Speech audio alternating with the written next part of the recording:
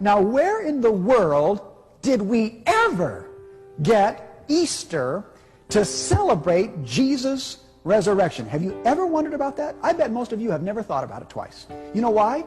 Because everybody's always done it. Your mommy and daddy did it. Their parents did it. Grandma and grandpa did it. Great-grandparents did it. You do it because everybody else has done it all your life. You just kind of go along because everybody else has done it, right? All right. But where did it come from? Did the thought ever cross your mind? First of all, let me make a statement here that's going to blow your mind. Do you know that Easter Sunday cannot possibly be the day of the resurrection? You know why? Easter never falls on the same date year to year, right? It can't be the day of Jesus' resurrection. I'll tell you why. Look at the screen here. For example, let's go back 5 or 6 years. In 1996, Easter came on April the 7th. That's when you all celebrated it. The next year, 1997, it came on March the 30th. The next year, 1998, it came on April the 12th. Last year, it came on April the 3rd. This year, it's going to come on April the 23rd. So how can you have a difference from April the 23rd clear back to March 30th? That's a difference of 23 days. How does that happen?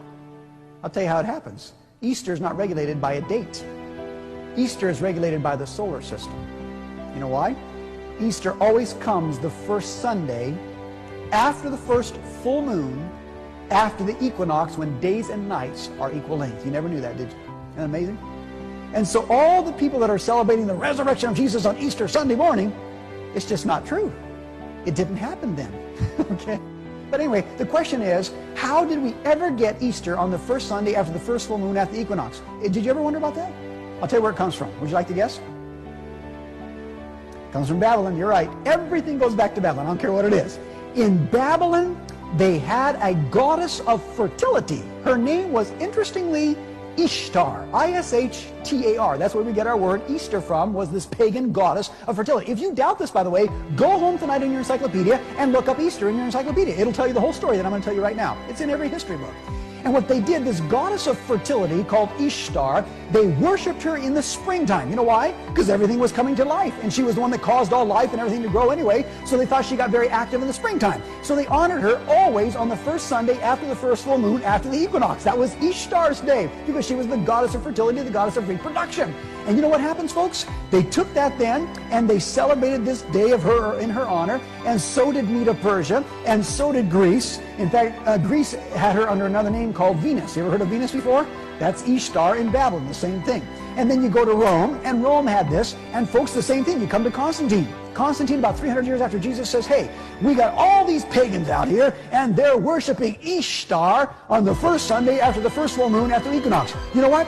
Jesus rose from the tomb in the springtime. It was Passover time and so on.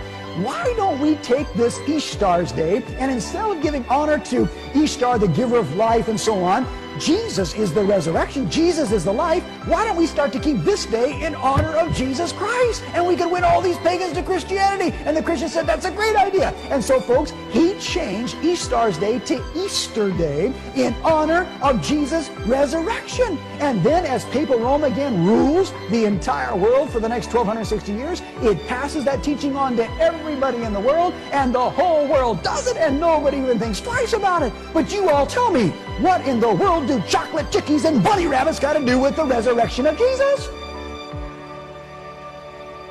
Amen? Did you ever wonder about that? I bet you didn't. You know why? You've done it all your life. Everybody does it. But you know where it comes from? Make a guess.